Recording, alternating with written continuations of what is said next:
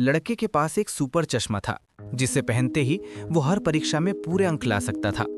अगले दिन परीक्षा के समय वो लड़का अपना विशेष चश्मा पहनकर परीक्षा कक्ष में दाखिल हुआ। ये चश्मा खास तरीके से बनाया गया था। इसके अंदर एक माइक्रो डिवाइस छिपा हुआ था। परीक्षा शुरू होते ही चश्मे से एक नैनो कीट उड़कर बाहर आया और 0 सीट पर बैठने वाले टॉपर की कॉपी के पास पहुंच गया।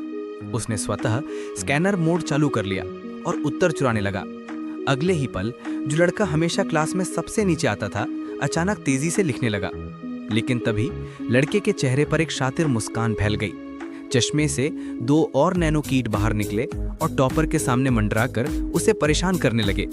टॉपर झुंझलाकर बार बार हाथ हिलाकर उन कीड़ों को भगाने लगा, जिससे उसका पूरा ध्यान भंग हो गया। कीड़े बहुत तेज उड़ रहे थे। टॉपर ने गुस्से में उठकर पैमाना घुमाकर उन्हें भगाने की कोशिश की, पर घबराहट में उसने गलती से पैमाना निगरानी कर रहे शिक्षक के चश्मे से टकरा दिया। टॉपर घबरा गया और तुरंत शिक्षक से माफी मांगने लगा। शिक्षक समझ पाते उससे पहले टॉपर अपनी सीट पर लौट आया और अब वो लड़के को शक की निगाह से देख रहा था।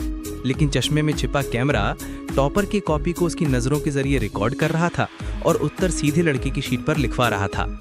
जब परिणाम आए तो जो लड़का हमेशा आखिरी आता था, वो अचानक क्लास में पहला आ गया।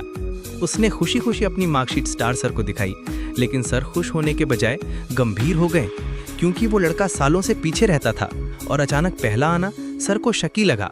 लड़के को तब एहसास हुआ कि टेक्नोलॉजी के भरोसे की गई नकल असली क्षमता नहीं होती। इसलिए उसने मेहनत से पढ़ाई शुरू की, बुनियादी ज्ञान दोबारा सीखा और दूसरी परीक्षा में अपने खुद के दम पर 65 नंबर हासिल किए। हालांकि ये बस पास होने लायक था, लेकिन स्टार सर संतुष्ट थे, क्योंकि ये नतीजा लड़के